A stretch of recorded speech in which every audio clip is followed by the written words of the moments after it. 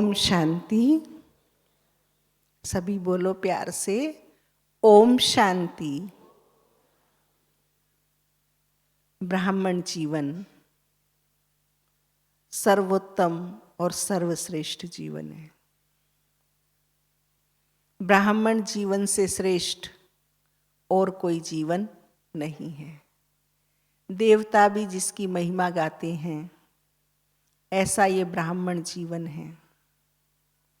और देखते हैं कि ब्राह्मण जीवन में चलते चलते उतार चढ़ाव आता है और उसमें कई बार खुशी हमारी कम हो जाती है। और ब्राह्मणों का खुशी का कम होना माना पुरुषार्थ में ढीला होना, अथवा कहें पुरुषार्थ में साधारणता आ जाना, पुरुषार्थ में रुकावट के आने की संभावना होना। तो इन सब चीज़ों से मुक्त बनने के लिए आवश्यक है कि हम अपनी खुशी को किस किस प्रकार से बाबा ने हमें खुशी दी है, उन स्मृतियों को अपनी बुद्धि में रखें और उस स्मृति के साथ स्वरूप बन के रहें, तो हमारी ब्राह्मण जीवन की खुशी और खुश नसीबी बनी रहेगी। ब्राह्मण जीवन का खुशी का खजाना प्राप्त होता है नॉलेज से।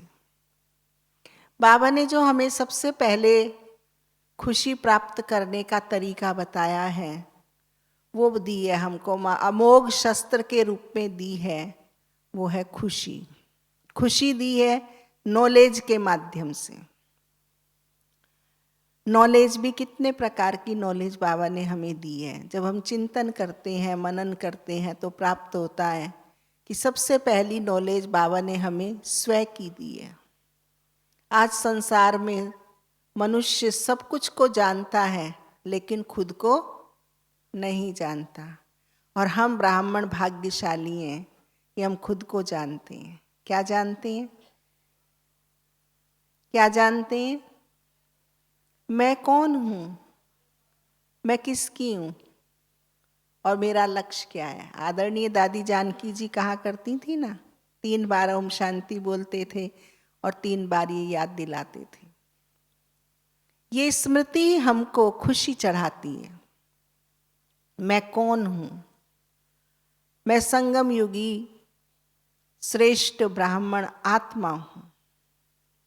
ये आत्मा की स्मृति, ये संगम युग की स्मृति, ये ब्राह्मण होने की स्मृति का ज्ञान मुझे नशा चढ़ा देता है। मैं आत्मा कैसी हूँ? मैं आत्मा अविनाशी हूँ, सत्य हूँ, अक्षुण्य हूँ, शाश्वत हूँ। जिस स्मृति के आते ही आत्मा निर्भय बन जाती है, निडर बन जाती है, निश्चिंत बन जाती है। जीवन में किसी प्रकार का भय नहीं रहता। तो क्या रहेगा शेष? खुशी। तो बाबा ने हमें ज्ञान की स्मृतियां दिला दिला करके खुशी का पारा चढ़ाया है। बाबा कहते हैं खुशी में खग्गियां लगाते रहो। कैसे लगाएंगे खग्गियां? सिमर सिमर सुख पाओ, कलह कलेश मिटे सब तन के मन के। क्या सिमरण करें? कि मैं सर्वश्रेष्ठ ब्राह्मण आत्मा हूँ, संगम युगी हीरे तुल्य जीवन वाली हूँ। ये स्मृति मुझे आत्मिक बोध कराती है, आत्म अभिमानी बनाती है। और ये स्मृति हमें खुशियों में खग्गियां लगाने के लिए तैयार कर देती है। दूसरा ज्ञान है परमात्म ज्ञान।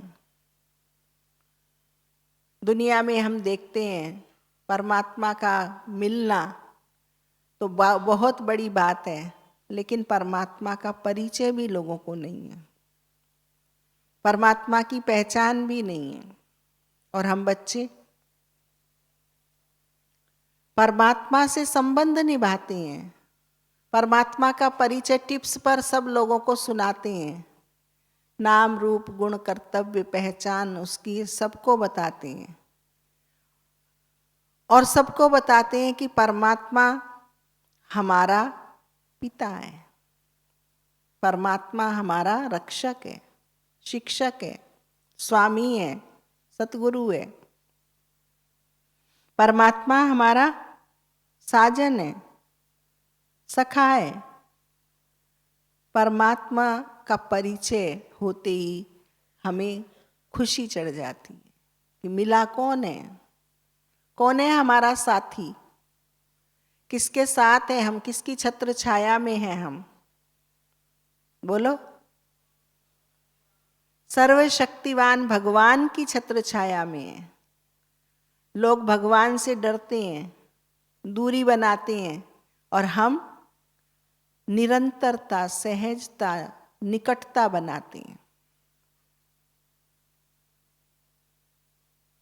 तो परमात्म ज्ञान किसने दिया? स्वयं परमात्मा ने दिया। और कैसे दिया? कोई हमने यज्ञ किए, जप किए, तप किए, भूखे रहे, कैसे रहे? जा कहीं रहे थे, कर कुछ रहे थे, लक्ष्य कुछ था और प्राप्त कुछ हो गया। परमात्मा संदेश मिल गया। बाबा तो कहते हैं बाट बेंदा बामन फंसा, लेकिन हम ब्राह्मणों की भी कहानी कुछ ऐसी ही है। मन नहीं था, चित नहीं था, लेकिन बाबा ने अपना बना लिया। बाबा ने अपना बना करके हमें हमारा ज्ञान दिया। बाबा ने अपना बनाकर हमें परमात्मा का ज्ञान दिया, और जिस ज्ञान की स्मृति से ही हमें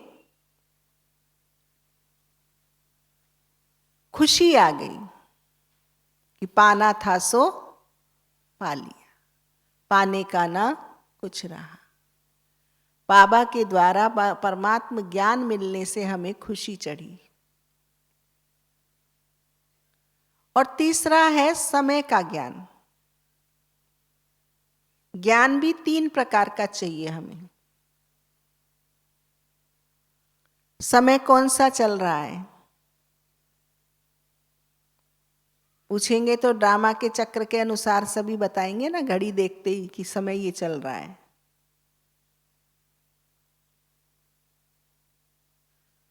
काल चक्र के अनुसार समय कौन सा चल रहा है?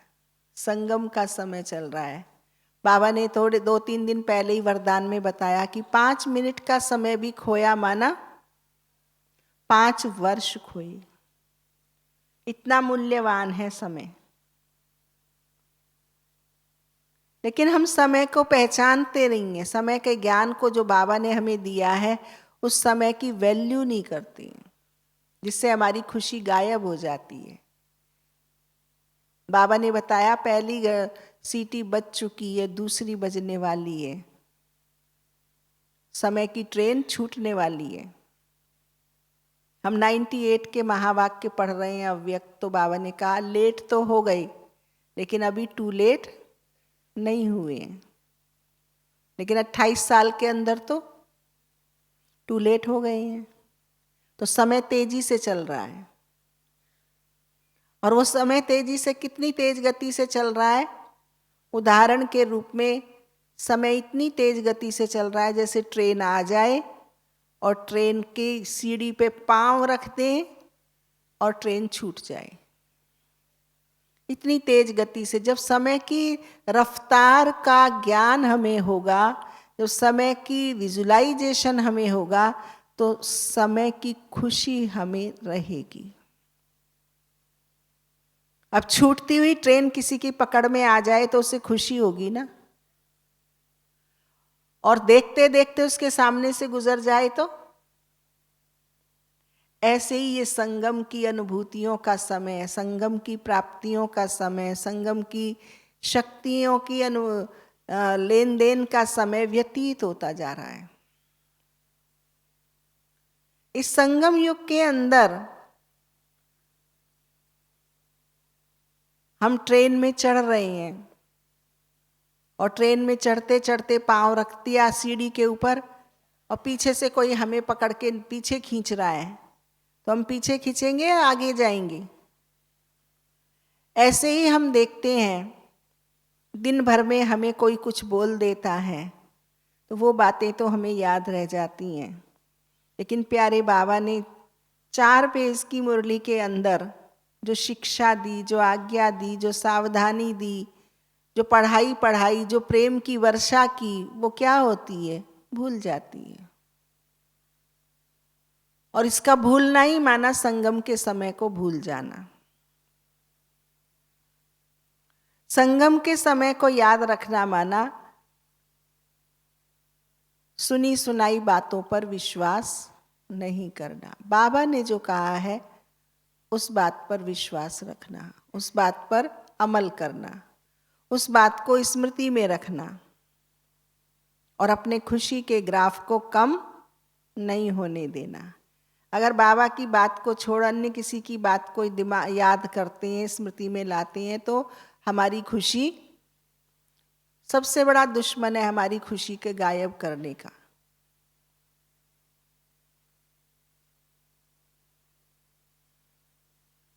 दूसरी प्रकार से जो खुशी मिलती है वो होती है प्रभु मिलन का मनाने से खुशी। बाबा को याद करने बैठते हैं तो हमें खुशी मिलती है। जैसे जैसे प्रभु मिलन होता जाता है तो प्रभु मिलन से खुशी मिलती है, क्योंकि देह से अलग हो जाते हैं, देह दुनिया से अलग हो जाते हैं, देह संबंधों से अलग हो जाते हैं और अपनी ओरिजिनल पोजीशन में स्थित होकर के परमात्मा से संबंध जुट जाता है। और जब परमात्मा से संबंध जुटता है और वो प्राप्ति होती है तो उसकी खुशी होती है। गुणों की खुशी, शक्तियों की खुशी, वरदानों की खुशी प्राप्त होती है। तो दूसरा नंबर जो है खुशी का प्रकार वो है मिलन की खुशी। किससे मिल रहे हैं? आज अगर नरेंद्र मोदी जी से हमारा परिचय हो, मिलन हो, तो कैसा फोन आ जाए तो कितने खुश होंगे। और नरेंद्र मोदी जी तो मेरे बाबा के बच्चे हैं। मेरा बाबा कितना ऊंचा है, उससे मिलने की खुशी। बाबा कहते हैं अगर किसी का बच्चा या किसी का पति खो जाए और वो आके मिले तो कैसे मिलेगी वो बहन? बाबरी होकर गली गली में घूमती हुई मिलेगी। तो मिलन की खुशी, प्रभु से मिलने की हमें खुशी।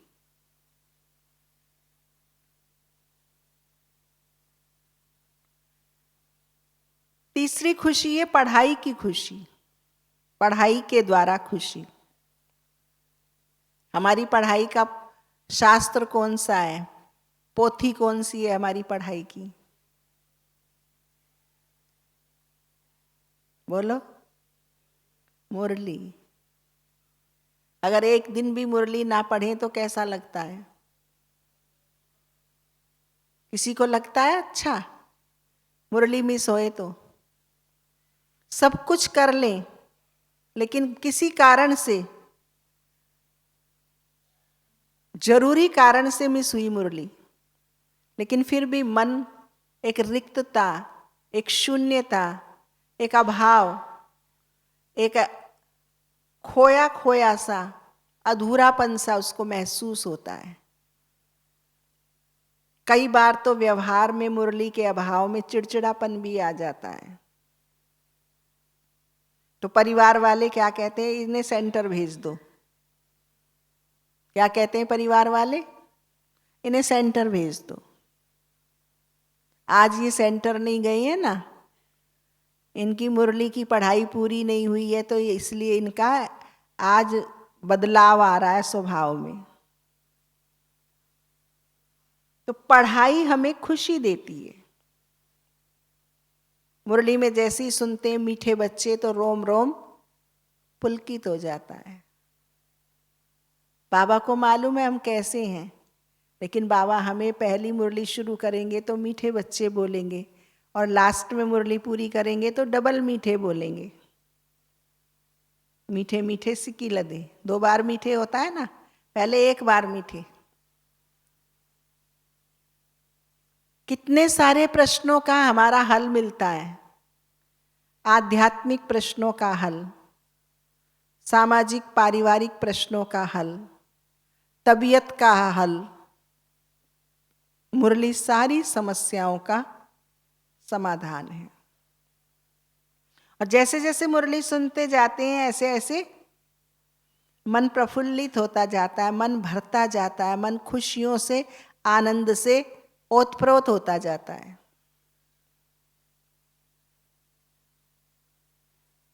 और लगता है हमने अपने ब्राह्मण जीवन के सबसे बड़े कार्य को कर लिया।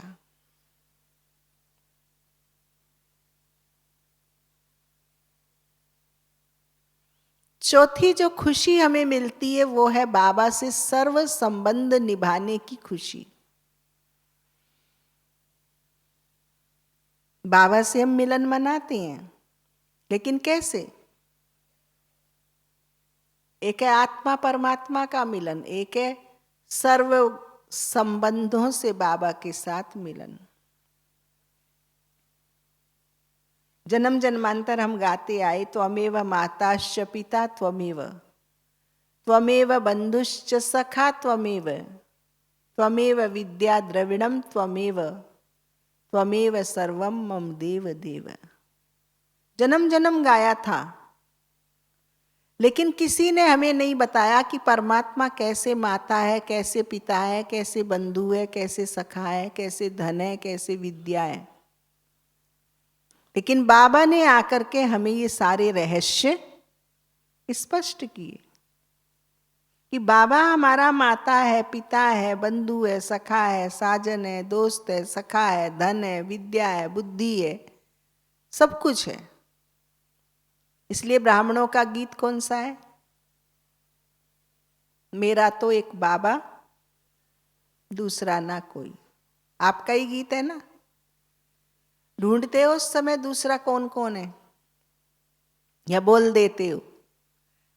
दीदी कहेंगी यहां से मेरा तो एक शिव बाबा, आगे क्या बोलेंगे? बोलो, धीरे धीरे बोल रहे हो, डर रहे हो। दूसरा ना कोई, धीरे धीरे बोल रहे हैं, आवाज नहीं पहुंच रहा। दूसरा क्यों नहीं है कोई? क्योंकि सर्व संबंध हमारे एक बाबा से है। बाबा से हम कॉम्बाइंड हैं। वो क्षमा है, मैं परवाना हूं। संगम युग माना जुदाई का युग नहीं, मिलने का युग है, समानता का युग है। शिव बाबा मेरी माता बनकर के पालना कर रहा है, पिता बनकर के शिव बाबा मुझे मार्गदर्शन कर रहा है, संरक्षण दे रहा है। पिता क्या होता है? बच्चे को समझाता है। 2 दिन पहले बाबा कह रहे थे कि मैं आपके कैरेक्टर सुधारने आया हूं, कितनी मेहनत करता हूं बच्चों के कैरेक्टर सुधर जाएं। तो बच्चों के कैरेक्टर सुधारने का कार्य कौन करता है? पिता ही बच्चे बच्चे कह करके बच्चे के ऊपर मेहनत करता है। और शिक्षक बनकर बाबा मुझे कितनी दूर से पढ़ाने आता है। तो एक एक ज्ञान का मोती लाखों रुपए का है। उसकी वैल्यू समझते हुए शिक्षक के साथ मेरा गहरा संबंध,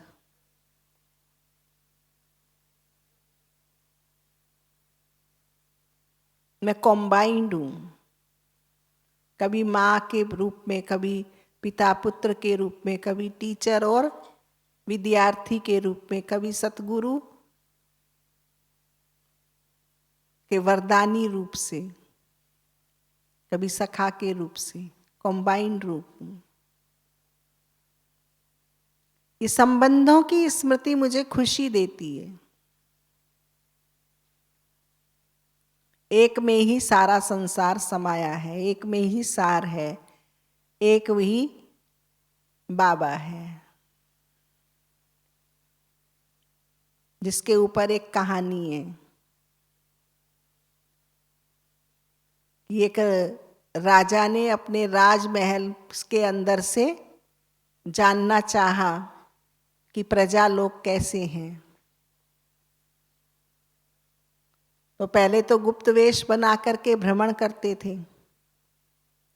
तो गुप्त वेश बना के भ्रमण किया और भ्रमण करने के बाद देखा कि कुछ कुछ इच्छाएं प्रजा की राजा से हैं।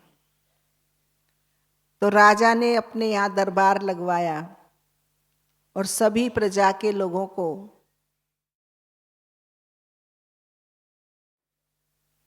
बुला करके एक आज्ञा दी कि जिसको भी जो चीज चाहिए वो ले सकता है, उस चीज पे हाथ रख दे। ऐसा ही किया। सुबह से लेके शाम हो गई और सब लोग जिसको जो चाहिए राज दरबार से वस्तुओं को लेते गए।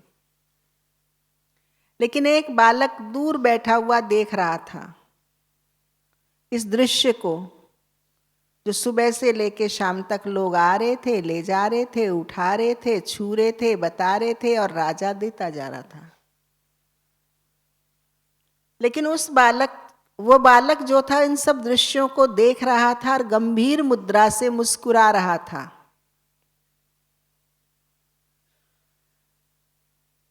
सुबह से तो उस बच्चे को इग्नोर किया गया, लेकिन बाद में जब देखा गया ये बच्चा जा ही नहीं रहा है, तो उससे पूछा गया कि तुम क्या चाहते हो, तुम क्यों नहीं ले रहे हो, तुम क्यों नहीं जा रहे हो राजमहल में।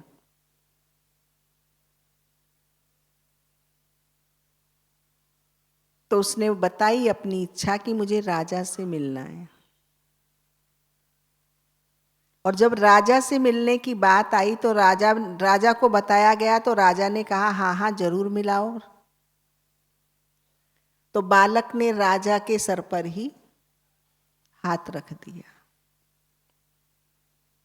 अब राजा के सर पर हाथ रखने से बालक क्या बन गया भाइयों? क्या बन गया बालक? उत्तराधिकारी बन गया। क्योंकि राजा से क्या मिलेगा? राज्य मिलेगा। राज्य मिलेगा तो उत्तराधिकारी बनेगा। अर्थात एक में ही सारा कुछ समाया हुआ है। इसलिए एक बाबा में ही सर्व संबंधों का सुख समाया हुआ है।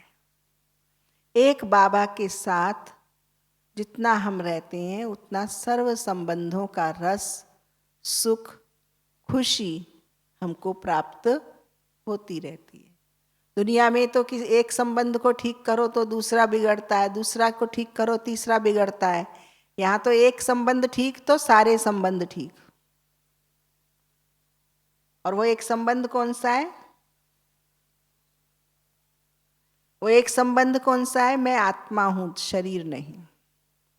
जितना निराकारी स्वरूप आत्म अभिमानी स्थिति हमारी होती है उतना सर्व संबंधों का सुख एक बाबा से हमको मिलता रहता है। एक बाबा के सर पे हाथ नहीं रखना है, लेकिन एक स्मृति है मुझे रखनी है कि मुझे अपने आप को अधिक से अधिक देह से न्यारी आत्मा स्मृति में रखना है। आत्म स्मृति रहते ही मुझे परमात्मा पिता की किरणें प्राप्त होती रहेंगी। आत्म स्मृति रहते ही मुझे परमात्मा माँ की पालना मिलती रहेगी। आत्म स्मृति होते ही मुझे परम शिक्षक की शिक्षाएं स्मृति में आती रहेंगी। ये हाथ है मेरा आत्म स्मृति। बाबा तो मुझे निरंतर याद कर रहा है, सर्व संबंधों से मुझे दे रहा है, सर्व प्राप्तियां मुझे करा रहा है, लेकिन मेरा ही ध्यान आत्मिक स्मृति लेने वाले रिसीवर के स्थान पर देह में आ जाता है और मैं उससे वंचित रह जाता हूं।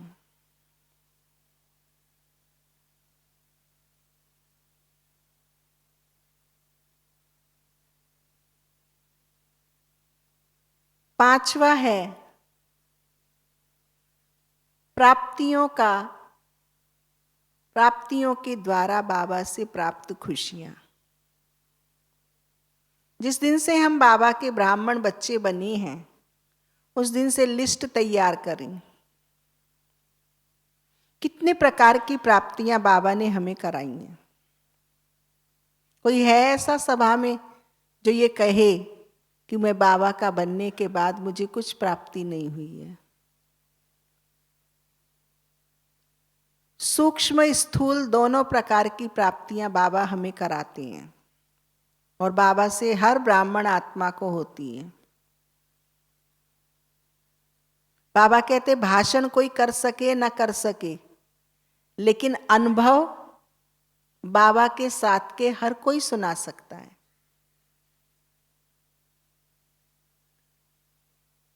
आज हमें अमृत वेला जगना है। 4 बजे तो रोज जगते हैं, लेकिन समझो 3:30 जगना है। किससे कहेंगे? बोलो, क्या कहेंगे? बाबा कल मुझे 3:30 जगा देना। और आपने देखा है घड़ी की सुई रुक जाए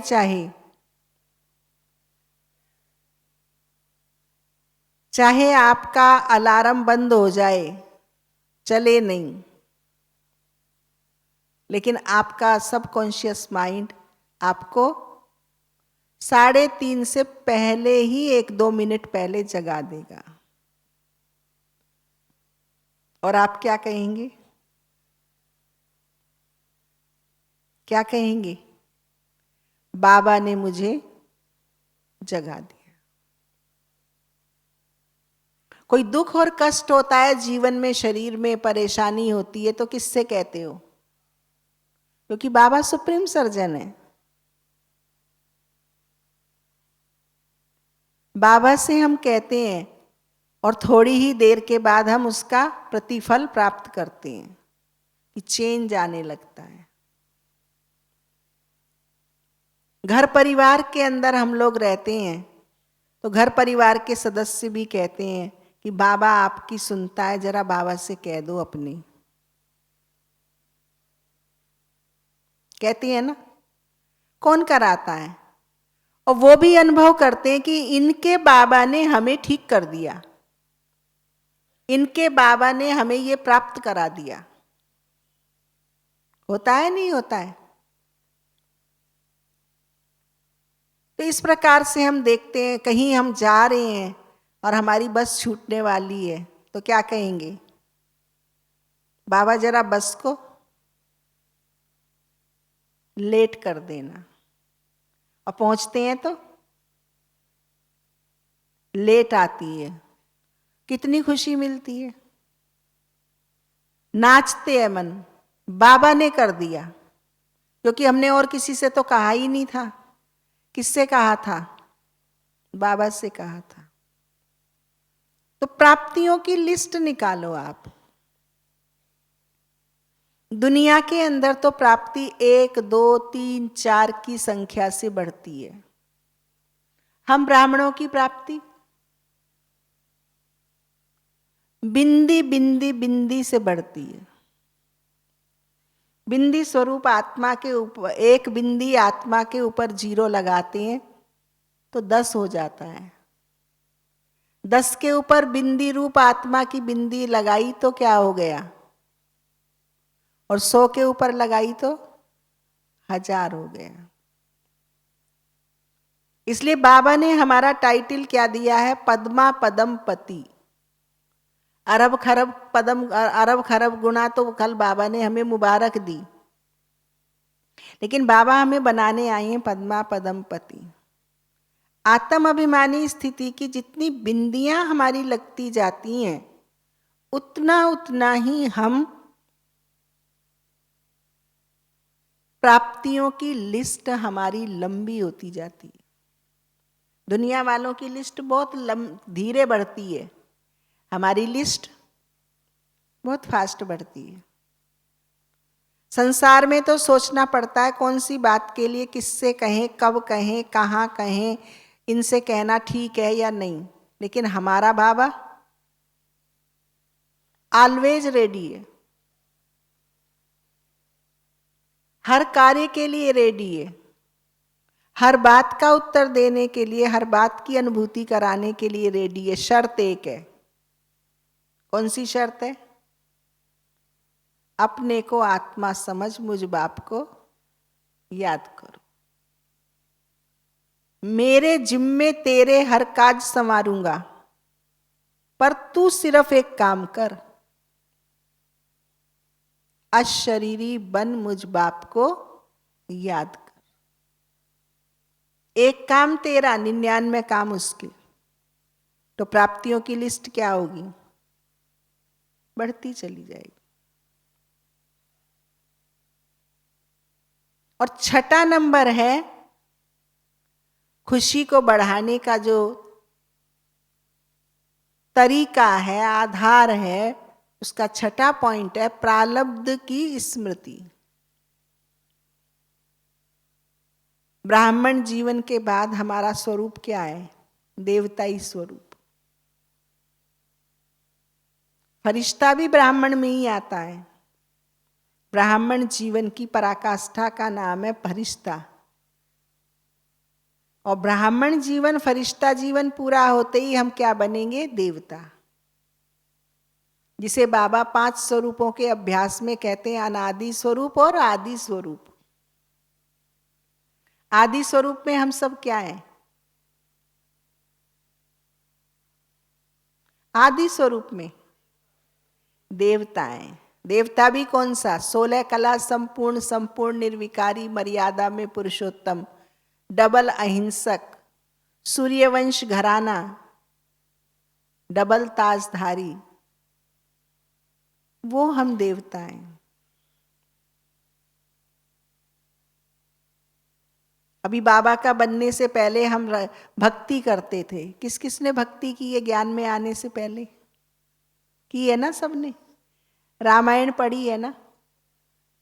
जब रामायण पढ़ते थे तो क्या कहते थे कि राम के दरबार में आ जाएं, राम के परिवार में आ जाएं, कहीं चंवर डोलने वाले बन जाएं या कहीं उनकी सेवा करने वाले बन जाएं। भक्ति करते थे तो ऐसा ही सोचते थे ना।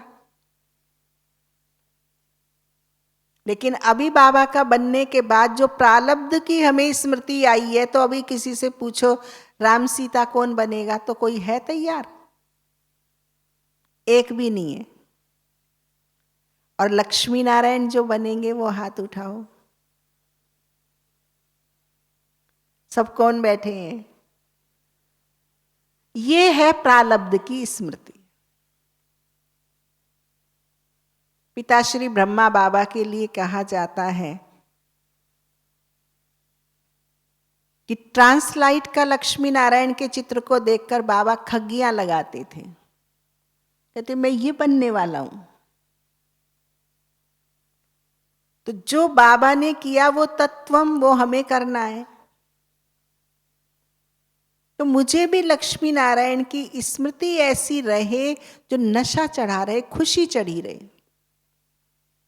कि मैं होवनहार विश्व महाराजन। जब बनना है, हाथ उठाया है, लक्ष्य लिया है, तो मैं हूं ना, मुझे बनना है ना।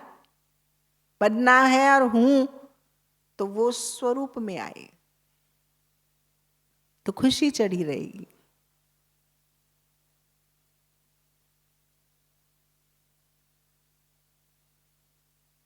जहां शेर और गाय भी एक घाट पर पानी पीने वाले हैं, ऐसी नगरी का मैं रहने वाला। तो आज की जो बाबा कह रहे इस दुनिया में रुचि नहीं रखनी है, आज बाबा ने कहा ना इस पुरानी दुनिया में कोई रुचि नहीं रखनी है, तो किसी चीज में रुचि आएगी हमें? जब भविष्य की दुनिया मुझे याद रहेगी कि क्या प्रकृति थी, क्या संबंध थे, क्या रहन सहन था, क्या पहरवाइज थी, क्या खान पान था, क्या परिवार था, किस प्रकार की साधन सुविधाएं थीं, कैसे पुष्पक विमान थे, तो चलते समय भी थकावट नहीं होगी। शांतिवन में घूमते घूमते थक जाते हैं ना, तो भविष्य की प्रारब्ध को याद करो कि भविष्य में हर दरवाजे पर पुष्पक विमान होगा। अब मैं चल नहीं रहा हूं, मैं बल्कि पुष्पक विमान में उड़ रहा हूं।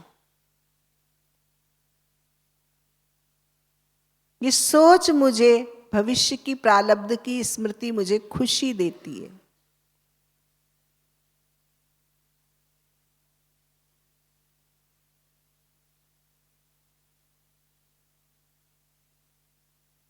और खुशी के लिए सबसे बड़ी बात है जो जरूरी है वो है तपस्या। तपस्या,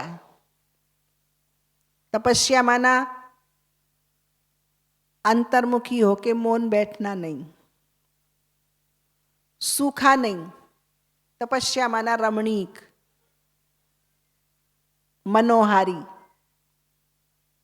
हमारे मम्मा बाबा के चेहरे को देखो तो कैसा लगता है, मुस्कुरा रहे हैं, स्माइल दे रहे हैं, उनके नयन ऐसे लगते हैं कुछ हमसे कह रहे हैं, और बैठे तपस्या में। तो तपस्या माना आंखें बंद नहीं, आंखें खुली हुई। तपस्या माना नाचो और गाओ। नाचो गाओ माना ऊपर से ले नीचे दो। जब नाचते हैं तो हाथ ऊपर और नीचे ही तो होते हैं, शरीर चारों तरफ घूमता है। तो तपस्या माना पांचों स्वरूपों का अभ्यास, घूमना। तपस्या माना अपने अनादि रूप में स्थित होकर के और अपने संगम युगी जीवन में धारणा करना, यह है नाचना। बाबा ने एक मुरली में बताया था कि हमारा अनहद गीत है, अनहद साज सहित गीत है। वो कौन सा है? याद हो किसी को तो बताओ। अनहद साज के साथ वो गीत है। क्या नाम है उस गीत का?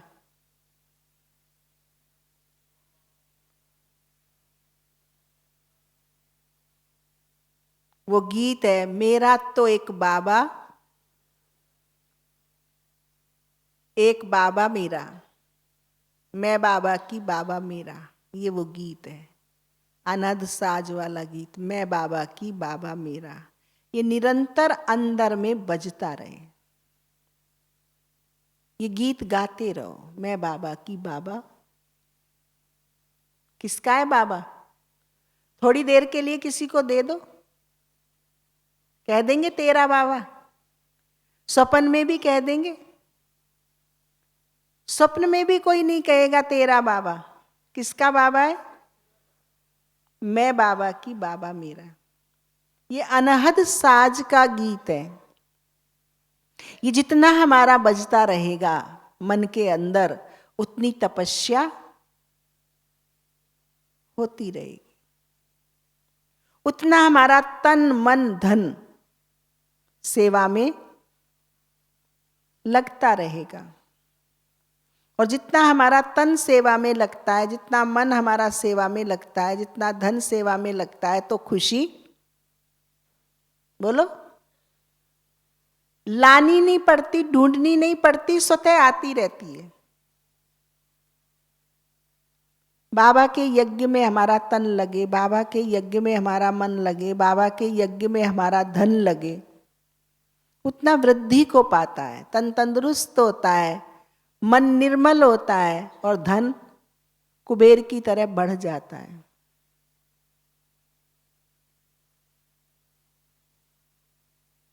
हम हैप्पी होली हंस हैं।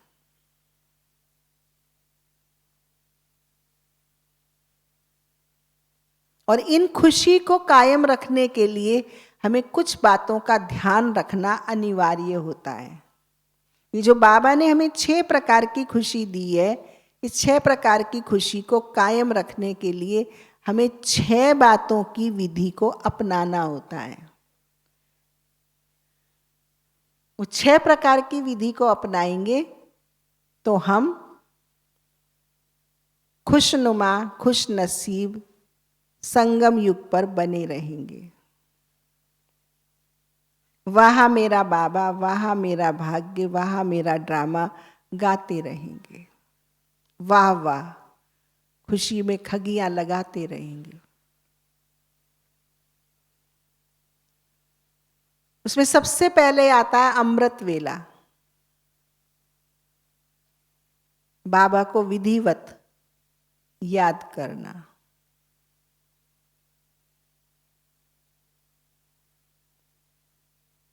दूसरा है मुरली। मुरली तो सब पढ़ते सुनते हैं, लेकिन विधि से मुरली को पढ़ना। विधिवत अमृत वेला, विधिवत मुरली। आप देखिए, कोई बर्तन सीधा रखा होता है तो उसके अंदर चीज भर जाती है, और कोई टेढ़ा बांका रखा होगा तो हमारी बैठने की जो पोस्चर है वो भी सीधा हो, बैकबोन हमारा सीधा हो, आंखें खुली हो, गर्दन ठीक है। हमें बाबा ने कोच दिए हैं, कुर्सियां दी हैं बैठने के लिए, लेकिन उस पर भी हम बैकबोन सीधा करके तो बैठें, तो जिससे डायरेक्ट जितनी तन की एकाग्रता होती है उतनी मन की एकाग्रता होती है, और जितनी मन और तन की एकाग्रता होगी उतने बाबा के ज्ञान रत्न मुरली के अंदर चले जाएंगे। कहा जाता है बच्चे पढ़े तो बहुत हो, गुणे नहीं हो। गुणना माना मुरली के 4 पॉइंट दिन भर स्मृति में रखना, दिन भर अपने चलन में उनको उतारना। ये विधि है, तो खुशी बढ़ती रहेगी हमारी।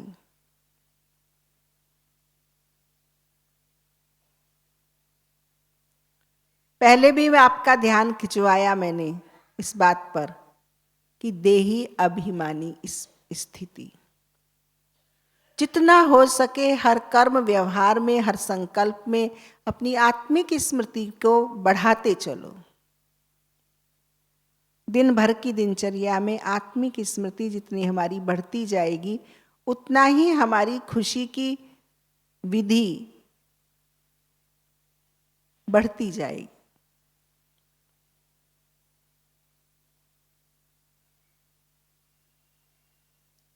और चौथा है नुमा शाम का योग। आपने देखा है जो भक्ति पूजा का टाइम होता है उस समय सब देवी देवता विचरण करते हैं, हमारी सब एडवांस की आत्माएं सृष्टि रंगमंच पर मनसा सेवा करते हैं। तो उस नुमा शाम के समय पर हम बाबा को विशेष याद करें, तो उस विशेष याद करने से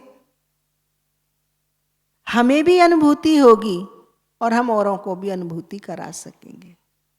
बाबा से लेते जाएंगे और सारे भूमंडल को देते जाएंगे, प्रकृति के 5 तत्वों को देते जाएंगे। नुमा शाम का योग बाबा से प्राप्त हुई खुशी को अपना नसीब और संस्कार बनाने के लिए इस विधि की बहुत आवश्यकता है। और रात्रि सोने से पहले चार्ट जरूर बाबा को दें। सुबह अमृत वेले से बाबा ने मुझे जगाया, दिन भर मुझे प्यार पालना पढ़ाई दी, तो रात को सोते समय मैं उसका शुक्रिया करने के लिए चार्ट तो दूं। भले जो लिख नहीं सकते वो लिखे नहीं, जो लिखे पढ़े लिखे हैं वो तो जरूर लिखें, लेकिन जो पढ़े लिखे नहीं हैं वो भले चार्ट लिखे नहीं लेकिन बताएं तो सही। तो पत्र हम लिखे नहीं तो ओरल तो बताएं कि बाबा आपकी दया दृष्टि से, आपकी छत्र छाया से, आपकी शक्ति से, आपकी अनुभूतियों से, आपकी प्राप्तियों से मेरा दिन, मेरा समय व्यतीत हुआ। और बाबा का शुक्रिया करते हुए अगले दिन के लिए बाबा को अपना प्रोग्राम दें। और छठा है बाबा को पत्र लिखना। बाबा की अगर 1 तारीख की भी मुरली हमें ना मिले तो कितनी बेचैनी हो जाती है। मुरली तो पढ़ते ही पढ़ते हैं, पर हर तारीख की मुरली पढ़ना अनिवार्य होता है। अगर 1 तारीख की भी मुरली ना मिले तो लगता है कितना बड़ा मेरे अमूल्य रतन निकल गए हैं। तो बाबा का पत्र हमें रोज आता है, तो मैं भी तो बाबा को 4 लाइन का पत्र लिखूं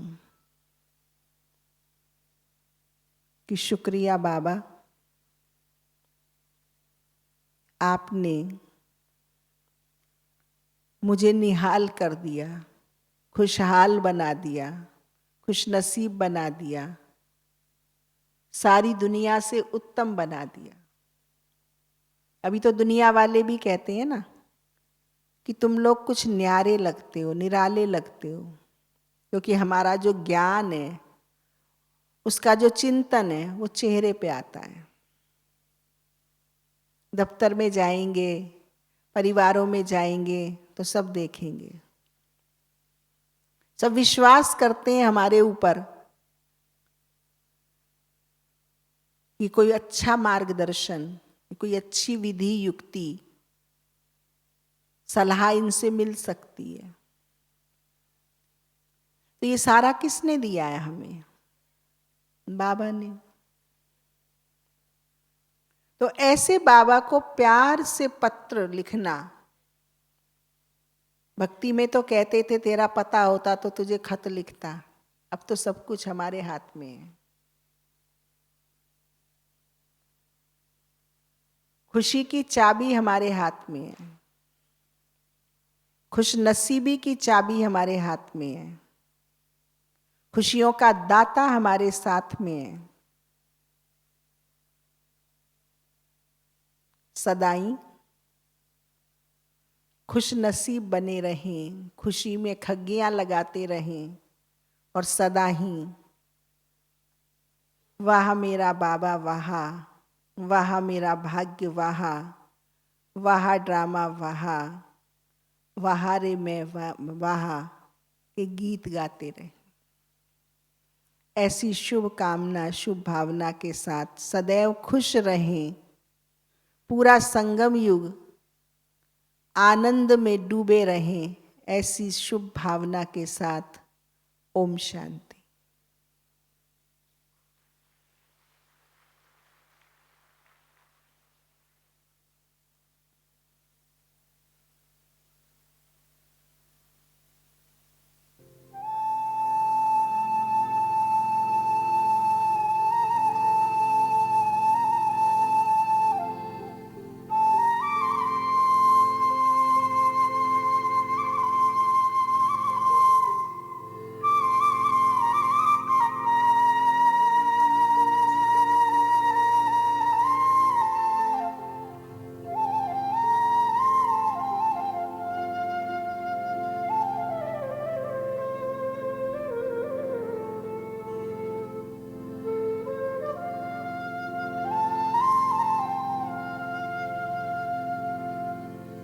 खुशियों भरी जिंदगानी हमारी देवी देवताओं से भी है जो प्यारी। खुशियों भरी जिंदगानी हमारी देवी देवताओं से भी है जो प्यारी। खुशियों भरी जिंदगानी